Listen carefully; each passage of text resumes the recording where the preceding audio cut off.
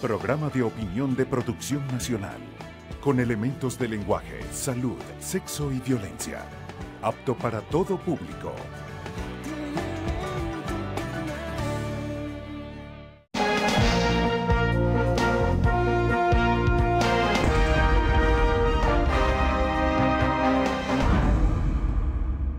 Buenos días, buen domingo, buen fin de semana para todos los amigos televidentes. En la primera parte de este programa voy a conversar con Héctor Rodríguez Calderón. Castro. Calderón es mi papá. Héctor Rodríguez Castro.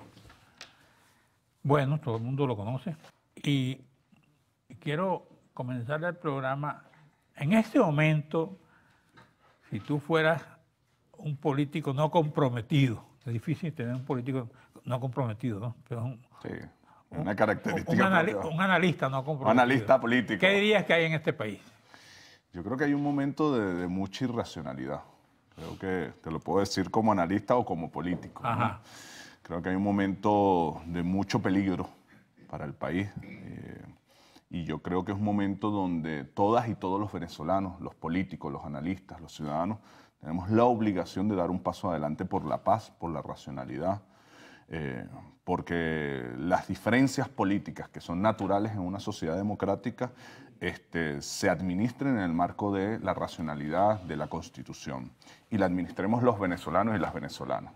Si algo no podemos permitir, Carlos, y bueno, primero que nada, feliz fin de semana, feliz domingo para todas y todos. Gracias por invitarme a tu programa. Si algo no podemos permitir, bajo la justificación de que tenemos problemas en la casa, es que el malo del barrio, el vecino del barrio, se meta a resolver los problemas. Los problemas, cuando la familia tiene problemas, es cuando más diálogo tiene que haber, es cuando más unidad tiene que haber, es cuando más la familia tiene que escucharse y entre todas y todos resolver los problemas. Pero para ver ese diálogo tiene que haber voluntad. Así es, ver, así es. ¿Hay voluntad? ¿No hay voluntad? Yo creo que la mayoría de los venezolanos tenemos voluntad. Y si alguien en la sociedad no tiene, la mayoría tenemos que salir a decir, epa, no es por la locura, es por la racionalidad. Yo te preguntaría a ti, más allá de las partes, tú, yo, el vecino, la vecina, los venezolanos que hoy me escuchan este domingo, ¿queremos diálogo o queremos guerra? Y si la mayoría, estoy seguro que es así, no queremos guerra, no queremos odio, no queremos violencia, ¿por qué nos vamos a dejar imponer la violencia de las minorías? ¿Y tú sientes que nos están imponiendo eso? Yo siento que corremos ese riesgo, Carlos. Yo siento que tanto factores extremistas internos como, sobre todo, intereses ajenos o fuera del país, quisieran en Venezuela una confrontación social, una guerra o algo que justifique una acción de fuerza. Y creo que la mayoría de los venezolanos tenemos la responsabilidad de que eso no pase. ¿Que tenemos problemas? Claro que los tenemos. ¿Que tenemos dificultades? Sí. ¿Que tenemos diferencias? Sí, pero eso es natural.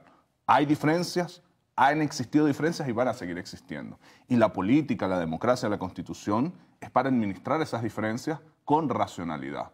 Y los problemas no se resuelven ni con golpes de Estado, ni con intervenciones extranjeras, ni con guerras civiles. Se resuelven trabajando, Carlos, se resuelven dialogando. Y por eso tenemos que imponer la racionalidad. Y cuando una parte quiere perpetuarse en el poder, ¿cuál es la misión de la otra parte? Tratar de ganarle el poder, pero no sin reglas de juego. No puede ser el darwinismo político, no puede ser la ley del más fuerte, tiene que ser con unas reglas de juego. La Constitución venezolana determina reglas de juego claras. Pero tú sientes que hay voluntad, otra vez te pregunto. De la mayoría de los venezolanos, sí. Y que hay sectores que no quieren ceder. Sí, siempre hay sectores que no quieren ceder. La pregunta es qué queremos la mayoría de los venezolanos. La mayoría de los venezolanos queremos paz, queremos democracia, queremos concentrarnos en los problemas concretos de la gente. El sector que debe ceder tiene la responsabilidad de ceder o de abrirse más a un compás de entendimiento. No, es el que tiene el poder. Todos los sectores porque es el que tiene que dar. Siempre todos tienen que pedir. Siempre todos tenemos que dar. Todos los venezolanos tenemos algo que dar. El gobierno entonces no quiere dar nada. Todo el mundo. ¿Y qué tenemos que dar? El respeto a la Constitución. Yo he escuchado al diputado de Guaidó diciendo que él es presidente por lo que dice el artículo 233. Yo no sé si la mayoría de los venezolanos hemos leído el 233, permíteme leerlo. Dice, serán faltas absolutas del presidente o presidente de la República su muerte, su renuncia, su destitución decretada por sentencia del Tribunal Supremo de Justicia, su incapacidad física o mental permanente certificada por una junta médica designada por el Tribunal Supremo de Justicia o su abandono del cargo. Y dice más adelante el artículo, Si la falta absoluta del presidente o presidenta de la República se produce durante los 4 primeros años del periodo constitucional, se procederá a una nueva elección universal, directa y secreta dentro de los 30 días consecutivos siguientes. Mientras se elige y toma posesión el nuevo presidente o presidenta de la República, se encargará de la presidencia de la República el vicepresidente ejecutivo o la vicepresidenta ejecutiva. Yo te pregunto, Carlos, este es el artículo que él cita, yo no estoy poniendo otro artículo. Ajá. ¿Cuáles de estas causales se ha dado? Si se diese alguna causal, como cuando murió el comandante Chávez, Me lo vas a decir en la próxima tienes que parte. hacer elecciones en los próximos 30 días y tiene que tomar posesión el vicepresidente. Ok, me vas a ampliar eso en la próxima parte.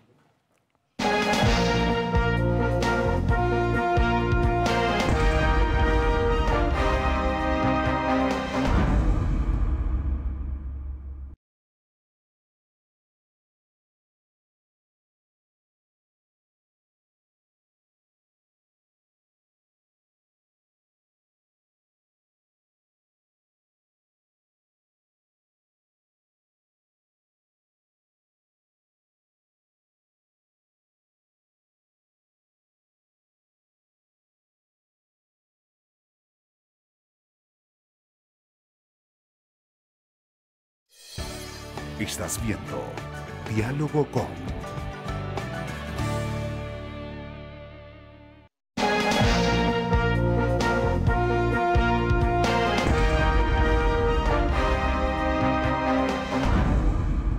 Bueno, adelante, Héctor Rodríguez. Entonces, tú me preguntabas en la parte anterior, ¿qué tienen que dar las partes? Yo te leía el artículo 233. Yo le pido a todos los venezolanos que en familia lo lean.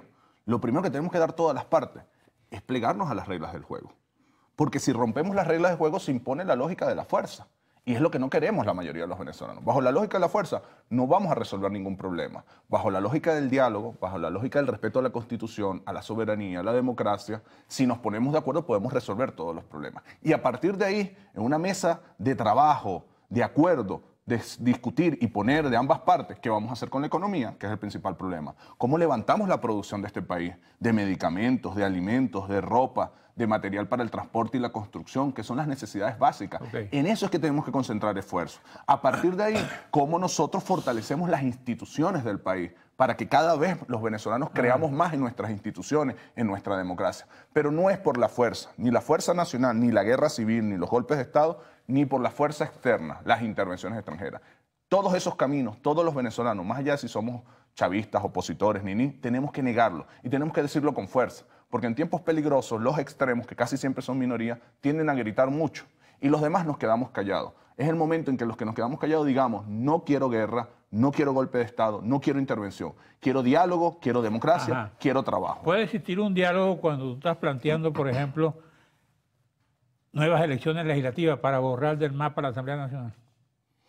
Y la otra parte está planteando nuevas elecciones presidenciales para negar el mapa. Tú me preguntas, ¿puede existir un diálogo? Yo digo, cuando eso pasa es cuando más se necesita el diálogo. La pregunta no es si se puede, claro que se puede. La pregunta es si lo necesita. ¿Quién da el primer paso? Ambas partes, o el tercero, los ciudadanos, tenemos que dar ese paso. La pregunta es la siguiente, ¿se necesita un diálogo en Venezuela? Claro, entonces si se necesita, hagamos lo posible. Obliguemos a todas las partes que no quieran diálogo a que dialoguemos. Racionalicemos la lucha política. ¿Necesitamos paz en Venezuela? Claro. ¿Necesitamos golpes de Estado, intervenciones, guerras de civiles? No, no las necesitamos. No las queremos la mayoría de los venezolanos. Y por lo tanto tenemos la obligación, Carlos, de racionalizar la política. ¿Qué necesitamos? Diálogo, trabajo, producción, concentrarnos en los problemas de la gente, equilibrar la economía venezolana, mejorar los servicios públicos. Eso es lo que quiere la mayoría de los venezolanos. Entonces, más allá de si se puede o no se puede, yo estoy convencido de que se puede. La pregunta, ¿se necesita? Sí, sí se necesita. Tenemos la obligación, todas y todos, de trabajar por ese diálogo. El día que estamos grabando este programa, veo en el Universal, este Parlamento aprueba ley de estatuto que rige la transición. El diputado Juan Miguel Mateo indicó, con este estatuto ejercemos funciones legislativas para la transición. Y al lado derecho tienen ANC prepara comisión encargada de convocar elecciones legislativas. Ahí tienes esos dos punticos ahí. Bueno, es el mayor ejemplo de la necesidad del diálogo. No tiene sentido, Carlos, seguir por el camino de la inconstitucionalidad. Yo te leí el artículo 233 y siguen por ese camino. No, el artículo 233 no dice por ninguna parte que un presidente de la Asamblea Nacional, un diputado, puede ejercer funciones de gobierno. En Venezuela hay 5 poderes claramente determinados. En Venezuela la Constitución dice claramente que para tú ser presidente tienes que ser electo por el pueblo. ¿Quién le consultó al pueblo venezolano si quería que un diputado fuese presidente? Si ese diputado quería ser presidente, ¿por qué no se lanzó a las elecciones presidenciales? Tenía todas las libertades democráticas, constitucionales, para ser candidato presidencial el año pasado. Es decir, en Venezuela hay una agenda geopolítica de control de los gobiernos de América Latina, hay una agenda geopolítica de control de las energías, como pasa en todas partes del mundo. Hay que ver las declaraciones de la irracionalidad de quien actualmente gobierna Estados Unidos, Donald Trump, sobre la intervención en Libia y la necesidad de que Estados Unidos se apoderara de su petróleo. ¿Eso es lo que queremos para Venezuela? ¿O en Venezuela los problemas los vamos a resolver los venezolanos? ¿O en Venezuela tenemos el coraje suficiente para decir no, las dificultades las discutimos, las debatimos y las trabajamos nosotros? Yo estoy seguro, Carlos, que la oposición es variada. Hoy está sometida a mucha presión internacional. Nosotros como chavistas tenemos la obligación de hablar con esa oposición variada y de que se imponga la racionalidad, de que se imponga lo mejor para Venezuela. Yo no quiero que nuestros hijos crezcan en un mundo de odio, en un país de odio. No quiero que nuestros hijos crezcan en un país de guerras civiles o de intervenciones o golpes de Estado. Y para eso tenemos la obligación todas y todos de decir, la Constitución marca el camino, la democracia es el camino, el diálogo es el camino, la producción es el camino. Ese es el camino para resolver los problemas de los venezolanos y venezolanas. No son golpes de Estado, no son intervenciones. ¿Tú ves como inminente o ves el peligro permanente de una intervención de los Estados Unidos en Venezuela? ¿Y cómo no la voy a ver? Te pregunto. Si el mismo vocero del gobierno de los Estados Unidos lo ha planteado y ha dicho de manera reiterada, está sobre la mesa la posibilidad de una intervención militar. Creo que Trump aclaró que no quisieron decir eso. Todas sus intervenciones dicen eso. Si el mismo gobierno de Estados Unidos está interviniendo en estos momentos en Libia, Siria, Afganistán, Irak, nos dijeron lo mismo, Carlos. Es por la democracia, es por los derechos humanos. Yo pregunto, 15 años después de Irak, ¿hay más democracia? 7 años después de Libia, ¿hay más derechos humanos? Hay guerra, hay muerte y hay menos control de su petróleo por parte del gobierno de esos países. No seamos ingenuos. ¿Es posible? Sí. ¿Es posible evitarlo? Sí. Solo si los venezolanos decimos, no queremos que intervengas en Venezuela, queremos resolver nuestros problemas los venezolanos y los queremos resolver en democracia. Es importante que los venezolanos tengamos absoluta conciencia de qué ha pasado en otras oportunidades en el mundo, de qué ha pasado en América Latina y de la irracionalidad, Carlos, de quien está gobernando los Estados Unidos. Quien hoy está gobernando los Estados Unidos es el sector más irracional, más guerrerista, más virulento de la clase política de los Estados Unidos. Nosotros no podemos cometer la irresponsabilidad de no ver todos los escenarios, más si ellos lo declaran. Tú has visto declaraciones de los dirigentes hoy de la oposición donde dicen, sí, todas las posibilidades están abiertas, guerra civil, intervención. Tú has visto las declaraciones donde convocan a los militares a dar un golpe de Estado. Yo te acabo de leer el artículo que ellos citan, el 233, donde no habla por ningún lado. ¿Quién ha convocado a los militares a dar un golpe de Estado? Casi todos los voceros de la oposición. El actual vocero de la Asamblea Nacional, Julio Borges, el secretario de Estado de los Estados Unidos, el vicepresidente de los Estados Unidos, todos han pedido que los militares se rebelen a su mando constitucional, a quien el pueblo eligió. Todos han dicho que en función del 233, que no dice que un diputado puede ser presidente de la República, que dice cuáles son las faltas absolutas y no se ha dado ninguna, que dice que si en el caso de que se diera una falta absoluta, la vicepresidenta o el vicepresidente deben tomar el poder y convocar elecciones en 30 días. Él lo dice textualmente. Y no te estoy leyendo otro artículo, te estoy leyendo solamente el artículo que él cita. Te pudiera leer el 228, donde habla quién elige el presidente. ¿Tú te refieres a Guaidó? A Guaidó. Él es uno, no es el único. Todos esos voceros oposiciones que estoy citando, Julio Borges, Juan Guaidó, secretario de Estado de los Estados Unidos, todos han pedido que los militares se rebelen. Ahora, eso no es un intento de golpe de Estado. Tú ves a gente del PSUV, a gente del gobierno, del Estado, a los propios militares que están comprometidos con el gobierno, reconociendo a Guaidó. No lo veo. Veo un respeto absoluto a la democracia, a la Constitución. Porque es que al final los militares también leen el 233. Al final la mayoría de las instituciones venezolanas también leen el 233. O sea, si Guaidó resulta electo, ¿no lo reconocen? No. Estoy diciendo lo que está pasando hoy. Si mañana, dentro de 6 años, cuando toquen las elecciones presidenciales, la oposición gana la elección, todos vamos a reconocer el resultado del mandato del pueblo. Porque ese es el camino. En Venezuela se tiene que hacer lo que el pueblo diga. El año pasado aquí hubo unas elecciones presidenciales. Tú puedes estar de acuerdo o no de acuerdo con quién ganó, es normal. Si tú eres oposición y tenías otro candidato, no estás de acuerdo. Mira, cuando Capriles ganó la gobernación de Miranda, yo no estaba de acuerdo. Y la volvió a ganar y no estaba de acuerdo. Ahora, mi obligación era reconocerlo. ¿Qué hice yo, Carlos? Trabajar, organizar, construir liderazgo junto a las demás fuerzas chavistas para una futura elección ganarla como la ganamos. ¿Y qué estamos haciendo hoy? Tratando de gobernar mejor que él, mejorando la seguridad, mejorando la producción, mejorando los servicios, dedicándonos al Estado. Es decir, si Juan Guaidó quiere ser presidente de la República, tiene 6 años para prepararse. Debió haberse lanzado en la elección presidencial, no lo hizo. ¿Por qué no lo hizo? Me lo dices en la próxima parte. Con mucho gusto. Porque además he estado oyendo a la señora Merkel de Alemania diciendo que reconocía a Guaidó, a España que reconocía a Guaidó, a todos esos países de Europa.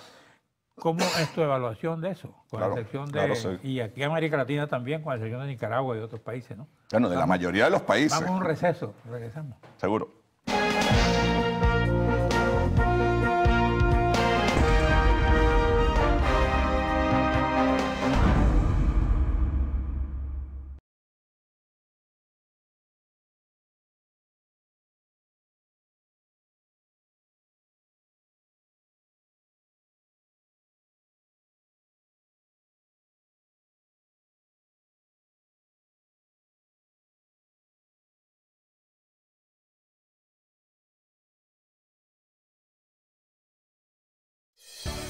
Estás viendo Diálogo con...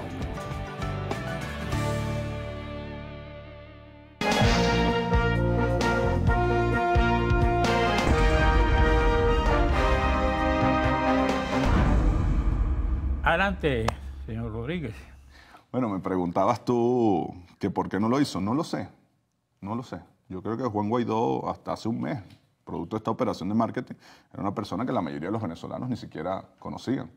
Tan no lo conocían que ha visto, bueno, todos los errores que han cometido muchos voceros internacionales al pronunciar su nombre.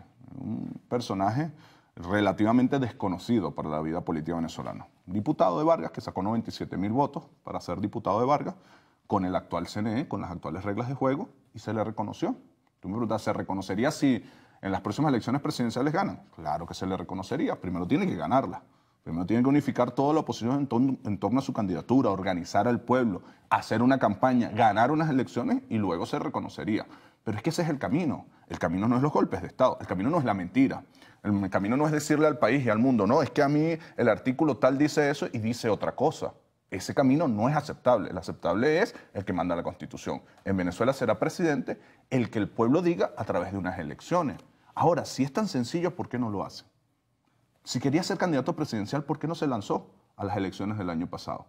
Si no lo hizo y quiere ser presidente, ¿por qué no se prepara para las próximas elecciones?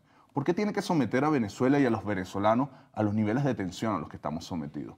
Venezuela no tiene suficientes problemas como para generarle un problema más. Ahora, ¿por qué no nos concentramos en la agenda económica?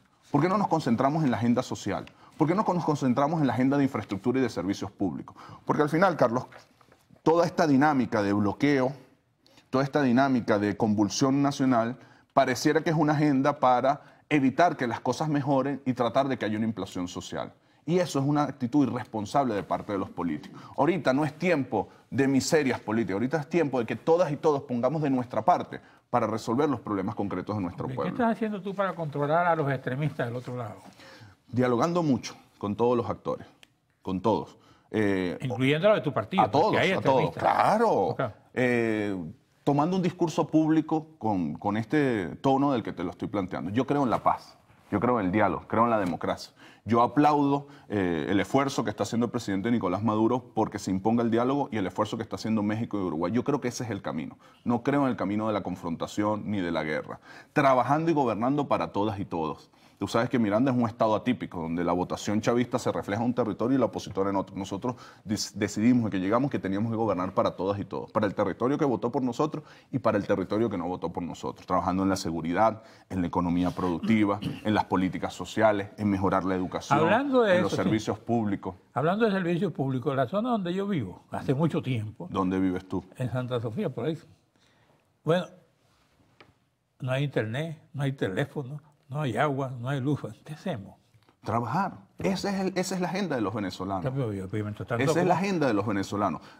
Tiene sentido que con esa dificultad que tiene nuestro pueblo, nosotros estamos perdiendo tiempo en golpes de Estado. ¿Qué pasa con el teléfono? Bueno, lo que pasa con la... No puedes influir. Lo que pasa, claro que puedo ayudarte. Si nos dan, lo que pasa... aunque sea ahora, un día de teléfono. Había venido a muchos... Tu programa estoy de primera vez que me lo planteas, pero claro que podemos ayudar. Y si concentráramos todo nuestro esfuerzo en eso. Imagínate un escenario hipotético. Mañana el chavismo y la oposición dicen, vamos a hablar, pero vamos a hablar de los problemas de la gente. Vamos a ponernos de acuerdo en cómo mejoramos la economía. Vamos a ponernos de acuerdo en cómo producimos para no depender tanto de la importación. Vamos a ponernos de acuerdo en una política de seguridad para bajar los índices delictivos. Vamos a ponernos de acuerdo en cómo mejoramos el servicio de agua, de electricidad. ¿Tú crees que la mayoría de los venezolanos no queremos eso? Vamos a arreglar el problema de Santa Sofía. El problema de Santa Sofía, para que Carlos esté más contento. Ahí vive es esa la agenda que tenemos que trabajar. ¿Cómo pudiéramos nosotros dejar atrás los tiempos de la confrontación, de la guarimba, de los golpes de Estado, de la violación a la Constitución y digamos, ya va, aquí ya se cerró un ciclo electoral. La oposición ganó, la Asamblea Nacional la ganó con el actual CNE, con las actuales reglas de juego. El chavismo ganó unas gobernaciones, la oposición otra. El chavismo ganó unas alcaldías, la oposición otra. El chavismo ganó la presidencia de la República. Bueno, en los próximos 6 años, paremos un momentico la confrontación y dediquémonos a trabajar por los problemas de la gente. Dediquémonos porque mejore el servicio de agua o el servicio de transporte o porque mejore el tema de los precios. Héctor, tú hablabas de tolerancia y en estos días oía yo a un militar hablando sobre la cantidad de oficiales y suboficiales que están detenidos o perseguidos por el gobierno, por discrepar o por tener una posición distinta al gobierno. Sí. ¿Tú qué piensas? Pero una cosa es discrepar y otra cosa es dar un golpe de Estado. No se nos olvide que hace un año hay un grupo de actores políticos, un grupo de actores militares que intentaron explotar con una bomba a un presidente. Porque a veces decimos discrepar como si fuera que un político dio una opinión política distinta.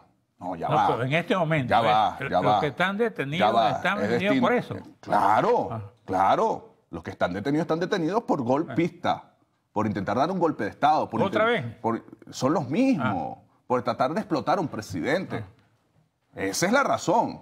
Entonces, un momentico, aquí no está detenido un político, un militar, porque se paró en una plaza y dijo una opinión distinta. No, aquí tienes plenas libertades. Yo te estoy hablando de nuevas detenciones no relacionadas con ese caso. Pero es que estamos en el medio de un intento de golpe de Estado, Carlos. Aquí se paró alguien y dijo, yo me declaro presidente sin ningún artículo constitucional, sin ninguna elección.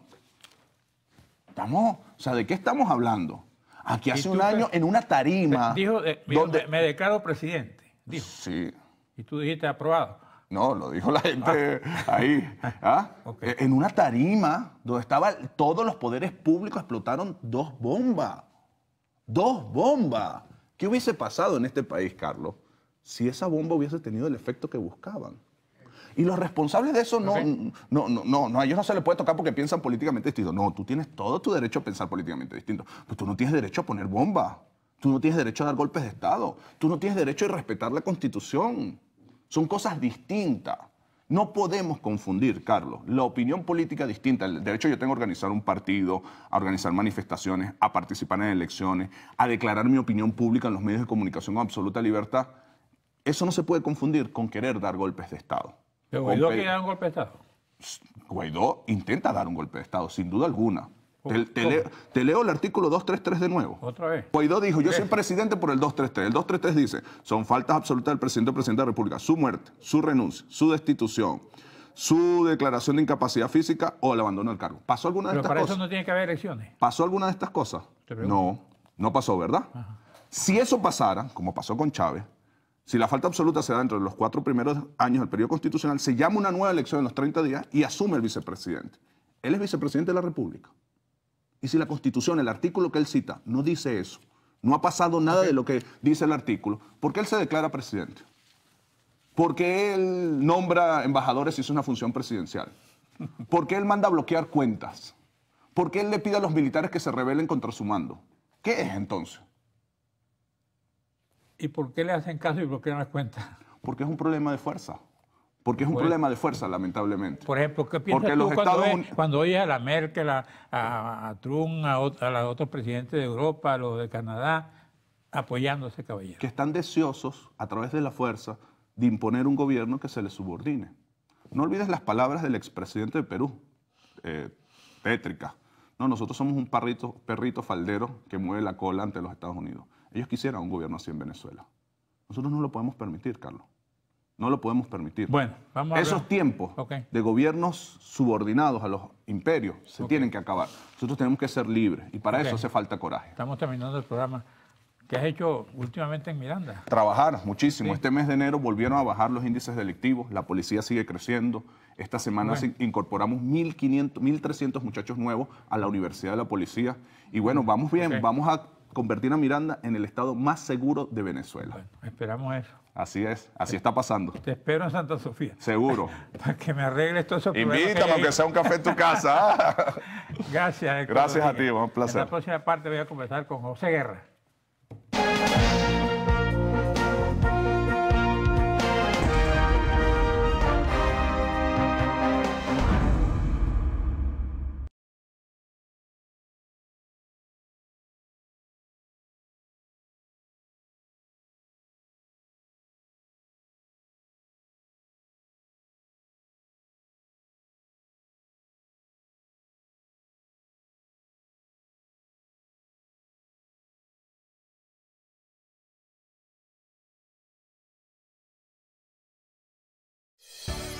Estás viendo Diálogo con...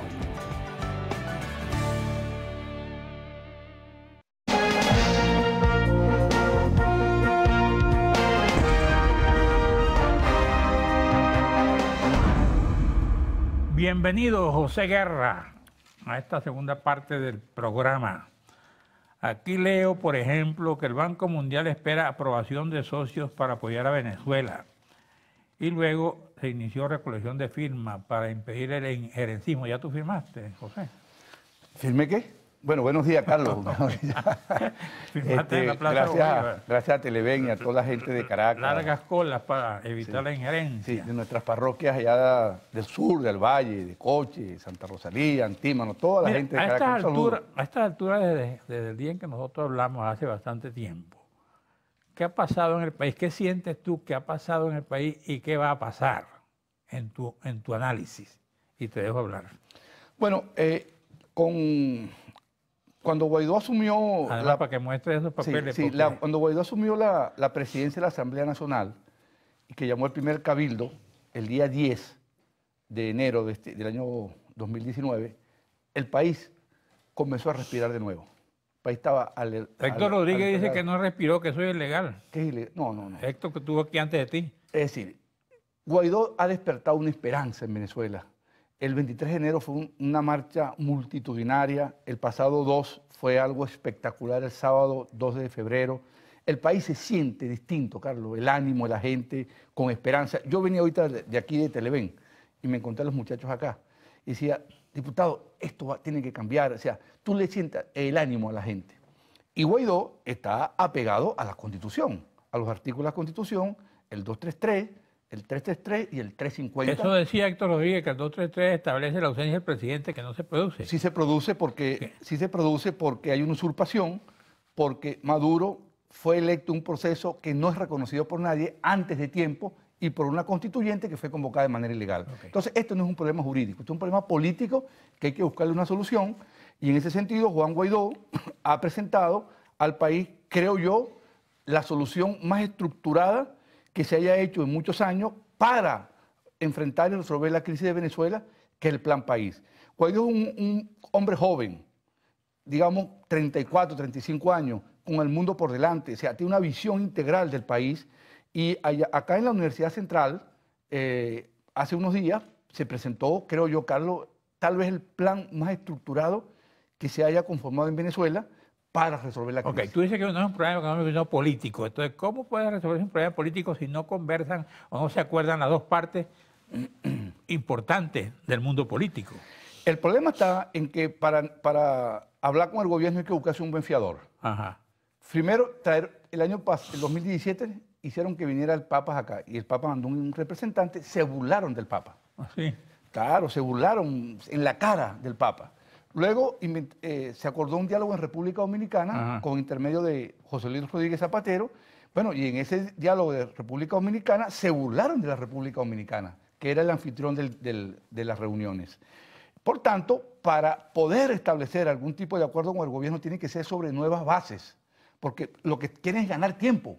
Quieren ganar tiempo para sacarse el descontento a la gente y llevarnos a una situación en la cual repitamos lo que ocurrió con la mediación del Papa y repitamos lo que pasó en la República Dominicana, donde se burlaron de los cancilleres de México, del canciller de Chile y del propio anfitrión, el presidente de la República Dominicana. Eso no lo podemos repetir. Claro, los países civilizados tienen la manera de resolver la crisis.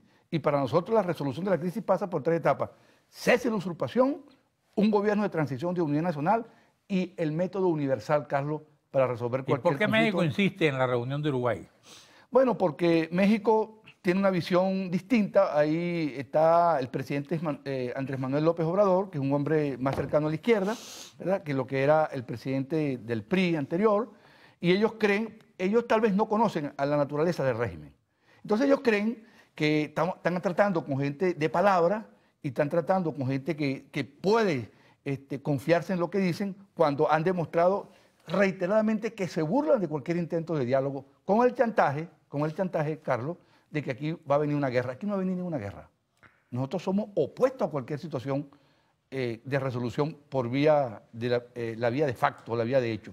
Pero el método universal, cuando los países tienen esta crisis, es convocar al pueblo. Y convocar al pueblo con unas elecciones transparentes, limpias y democráticas, que no es lo que ha pasado en Venezuela. Pero para convocar al pueblo no se necesitan que estén de acuerdo quienes convocan. De acuerdo, yo comparto contigo, pero acuérdate que el único poder legítimo que hay en Venezuela ahorita es la Asamblea Nacional. El único poder legítimo que existe.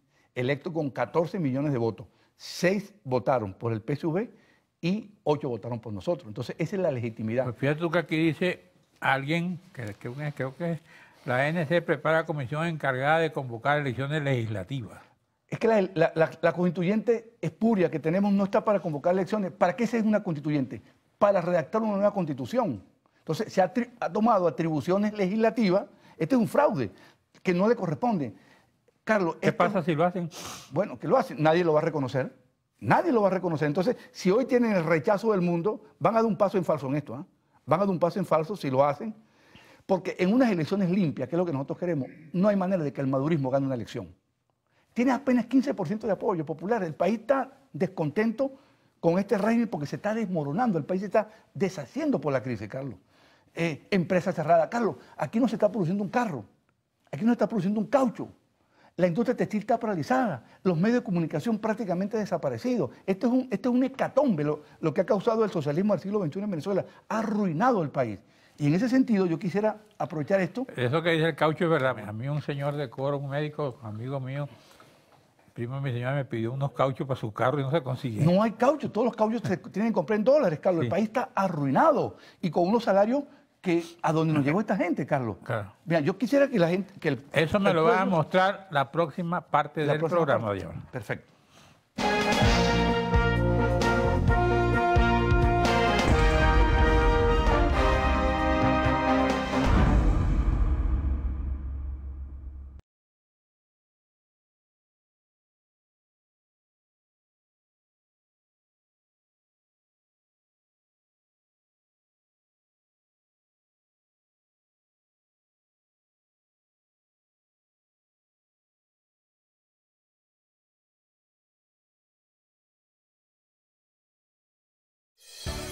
Estás viendo Diálogo con...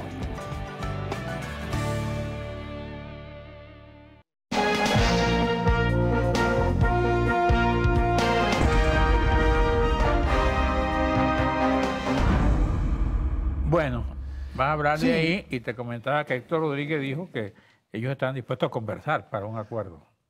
El único acuerdo aquí es que haya elecciones transparentes, limpias y democráticas. Ese es el acuerdo que hay aquí. Pero es que está la destrucción, Carlos.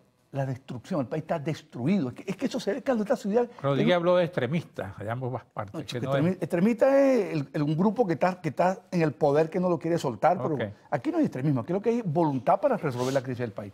Carlos, esta es la destrucción. Caracas es una ciudad alegre, con vida nocturna, ciudad apagada, a oscuras, sin vida. O sea, acabaron con todo. Y aquí está la prueba más evidente de esto, Carlos. Fíjate, este es el salario mínimo de los venezolanos, Carlos. En Haití, el salario mínimo es $119. En Guatemala, que es un país mucho más pobre que Venezuela, $344, Carlos. En Venezuela el salario mínimo es $6. ¿Cómo saca esa cuenta? Muy fácil. Vamos a sacar la cuenta aquí, por favor, el señor de la cámara. Salario mínimo, 18.000, ¿verdad? Ajá. Salario mínimo, lo dividimos, ¿verdad? Entre 3.000, que está el dólar. 3.000, estos 3 ceros los cancelamos aquí, 1, 2, 3. 18 entre 3 igual a 6. 6 por 3, 18. Ese es el salario mínimo. Ajá. Salario mínimo de Venezuela, $6, Carlos. ¿Cómo vive una persona con $6? No puede vivir en ninguna parte del mundo. A esto nos trajo este régimen, Carlos, a la ruina de un país. 1 kilo de queso excede el valor del salario mínimo, está 23.000 bolívares. 1 kilo de carne, de carne de cochino, de chuleta, 18.000 bolívares. 1 kilo de carne de res, Carlos, 12.000 bolívares. ¿Cómo come aquí el pobre? Pollo. Un pollo inalcanzable, un cartón de huevo. O sea, aquí hay gente, Carlos, que no tiene proteínas. Estas bolsas que están dando ellos son bolsas carbohidratos principalmente. Digamos, Eso es lo que es la tú dices, ruina del país. el CLAP. La bolsa CLAP, que es una distribución partita. Para resolver esta crisis, ¿verdad? Nosotros hemos planteado, o Guaidó planteó el Plan País. El Plan País, Carlos, es la solución a la crisis. Y tiene 3 objetivos fundamentales cuando resolvamos la crisis política. En primer lugar, abatir la hiperinflación. Ya la Asamblea Nacional anunció la cifra de inflación correspondiente al mes de enero. Estamos hablando de una inflación anual de 2.600.000%, Carlos. ¿Cómo vive un trabajador con una inflación de 2 millones por ciento? Hay que parar la hiperinflación. Y para parar la hiperinflación, Carlos, que es el primer objetivo del Plan País, hace falta parar la maquinita de emitir papelillos que tiene el Banco Central. Y anclar el bolívar con el dólar para evitar la devaluación de la moneda. ¿Cómo es eso de anclar el bolívar con el Claro, dólar? ¿tú te acuerdas del 430? Sí, claro. El 430 era que tú tenías 4 bolívares con 30 centavos y eso tuvo 22 años fijo. Sí. Y fue el periodo de mayor prosperidad de la economía venezolana. Nosotros pensamos que hay que fijar la tasa de cambio para evitar que se siga usando la devaluación con fines ¿En fiscales. cuánto quieres fijar la tasa de cambio? No, eso ahorita no se puede decir, Carlos, con exactitud. Queremos un plan de financiamiento de la deuda, que entren los capitales y luego establecer la tasa de cambio. El segundo objetivo del plan, Carlos, aumentar la producción petrolera.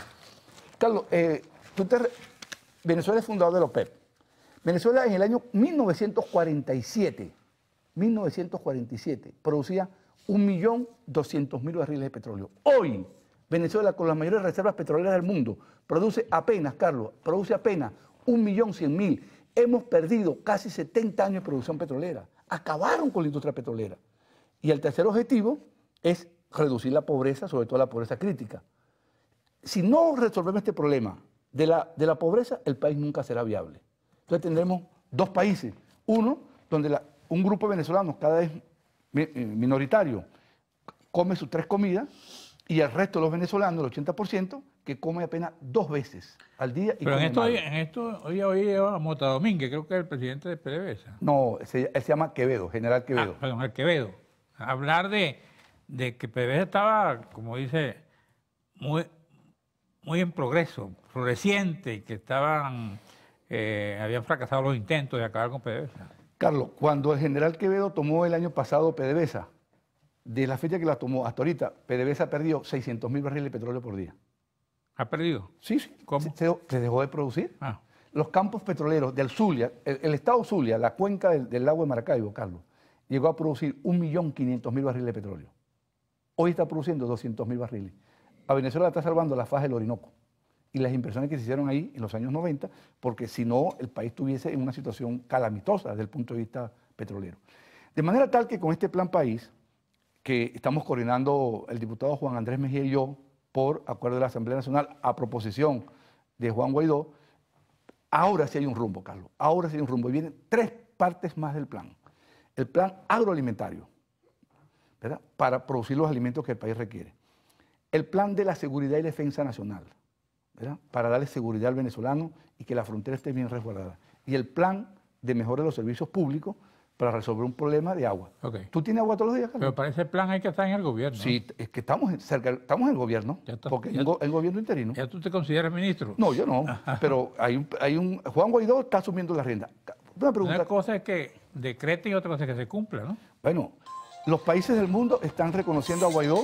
Pero ¿quién maneja el presupuesto? No lo manejan los países del mundo. Lo maneja Maduro todavía, pero ¿hasta cuándo? Maduro está aislado y cercado internacionalmente, y lo que tenemos, Carlos, es un país que quiere un cambio, y ese cambio hoy lo encarna Juan Guaidó. No tenemos la administración de los recursos, eso es verdad, pero vamos a tener pronto la administración de los recursos, tenemos el reconocimiento internacional y falta poco para que este país sea administrado de manera sana, de manera transparente y sin corrupción. ¿Cómo lo van a tener? ¿Por elecciones? Por elecciones. Es que no hay otra. ¿Aquí va a haber elecciones? Va a haber elecciones. ¿Cuándo? No lo podemos saber porque esta gente está trincherada en el poder, porque ellos tienen bueno, si está trincherada, ¿cómo hay elecciones? Bueno, porque la presión que estamos haciendo es para que haya elecciones. Porque acuérdate que siempre los gobiernos se resisten al cambio. Y hay un grupito, porque es un grupito que está aferrado al poder, que ellos creen que nosotros vamos a llegar allí, Carlos, con el hacha, la venganza, con que llegaron ellos. Porque recuerda que ellos tienen un antecedente, el golpe del 4 de febrero, donde llevaron unos soldados y unos oficiales al matadero. Los transportaron en autobuses para que se mataran militares con militares. Ese es el antecedente. Y luego el de noviembre del año 1992. 2 golpes de Estado. Entonces ellos creen, y el plan que tenían, porque está escrito, era que iban a llevar a la plaza pública a fusilar un poco de gente. Parece que no concretaron el golpe. Nosotros somos gente de otro tipo. Somos gente de diálogo. Somos gente que tiene la mejor intención, y por eso estamos planteando una ley de amnistía, Carlos, porque este país no puede seguir dividido tal como está. Ellos dicen que la oposición trató de eliminar a Maduro con una bomba. Por favor, ahí tiene Juan Requesén. Digo, Héctor Rodríguez. ¿Quién? Ahí tiene Juan Requesén 6 meses detenido sin una prueba. Detenido arbitrariamente, porque para usted poder detener a un diputado tiene que llenarle la inmunidad parlamentaria, y ni siquiera ese trámite lo cumplieron. Entonces, ¿y qué hacen los jueces? Los jueces todos los pusieron ellos, Carlos. Este país tenemos que rehacerlo porque ellos pusieron todo el sistema judicial. Pero volviendo al caso, Carlos, que te quiero plantear, nosotros somos gente, Carlos, que en el corazón no albergamos la palabra venganza. Carlos, este país no es viable con esta división que tiene. Es inviable. Hay que reconciliar el país basado en la justicia, Carlos. De nosotros no va a salir una orden para perseguir a nadie, para amenazar a nadie, y la Fuerza Armada puede tener la garantía de que va a ser así y que no va a haber persecuciones, porque los países que han progresado, ahí está el caso de Sudáfrica con Mandela, el caso de Chile, el caso de Colombia, hubo una ley de amnistía y de perdón. Y aprovecho la oportunidad, Carlos, para decirle a la Fuerza Armada que dejen pasar los contenedores con los alimentos y con las medicinas. Carlos, hay que ver el sufrimiento de una persona que se tiene que dializar porque está en peligro su vida, porque sufre los riñones y no tiene los medicamentos y las unidades de diálisis. Hay que ubicarse, Carlos, en el hipertenso que necesita tomarse su medicina y no la tiene. Los sartán, ¿no? Los sartán, entre otros. ¿Verdad? Carlos, hay que ubicarse en el que tiene diabetes y no tiene glucofaje.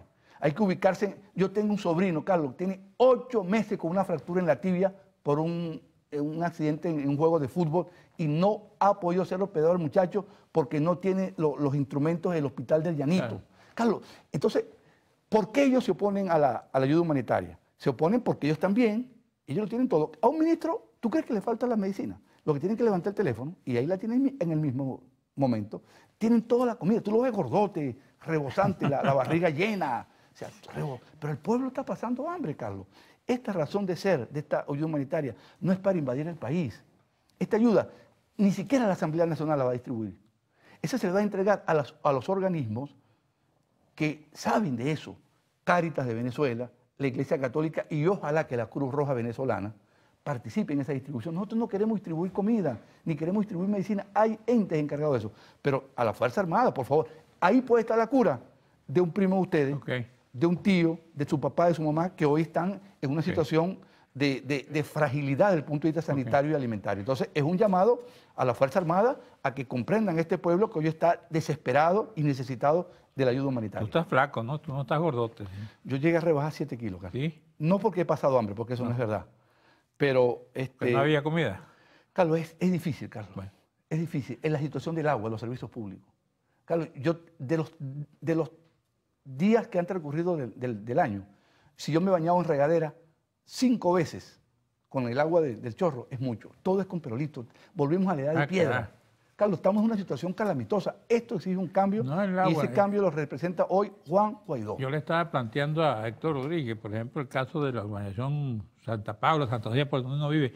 Ahí no hay teléfono, ahí no hay internet, ahí no hay nada. Nada, esto está desbaratado. Y entonces, ni siquiera dan respuesta. Se No, la plantean, CanTV se acabó. Se denuncia, nada. La CanTV se acabó, la hidrocapital no existe, la electricidad, Carlos, Caracas es una ciudad alumbrada cuando estaba la electricidad de Caracas, acabaron con todo, Carlos, destrozaron el país. Banco Mundial espera aprobación de socios para apoyar a Venezuela. El Banco Mundial y los organismos multilaterales no le van a prestar un centavo a Venezuela si no cesa la usurpación. Aquí dice, la nueva presidenta interina de la institución, Cristalina Georgieva, aseguró que en el momento en que nuestros miembros nos den luz verde, definitivamente estaremos allí. ¿A dónde? Para ayudar a Venezuela, y lo dijo el Fondo Monetario, pero el país requiere un cambio. O sea, con esta situación que hay de una usurpación, aquí no va a llegar $1. Y nosotros no es que queremos que no haya financiamiento, queremos que haya financiamiento porque el país lo requiere para la infraestructura. Aquí hay que hacer, Carlos, una inversión muy fuerte en electricidad, en agua, en puerto, en educación, en salud, pero con reglas claras, porque si no se van a robar el dinero. Carlos, este país, ¿cuánto invirtió este país en Barrio Adentro, Carlos? Miles de millones de dólares que fueron a parar a Cuba. Hoy, ¿cómo están los Barrio Adentro? Cerrados prácticamente. Los centros de diagnóstico integral CDI, cerrados. El clínico universitario, semiparalizado. El hospital de Llanito, semiparalizado. El hospital Vargas, semiparalizado. Magallanes de Cacha, semiparalizado. O sea, este es un país que así Ahora, no si eso puede ocurrió en continuar. Barrio Adentro, la gente ha protestado por eso. Todos los días hay protesta. Sí. El hospital de Coche, por ejemplo, tiene 4 meses sin funcionar. Bueno. Es el único hospital del sur de Caracas, el de Coche. Y es un hospital muy utilizado porque es el hospital que sirve a la autopista regional del centro. Ahí llegan gente con politraumatismo, cerrado el hospital de Coche. Entonces, por favor, el país requiere un cambio y señores del gobierno, vamos a buscar una salida a esto. Y la salida a esto es convocar elecciones transparentes, democráticas y con un nuevo CNE. Bueno, gracias a mi amigo José Guerra, gracias a ustedes amigos televidentes. Nos veremos aquí el próximo domingo a esta misma hora.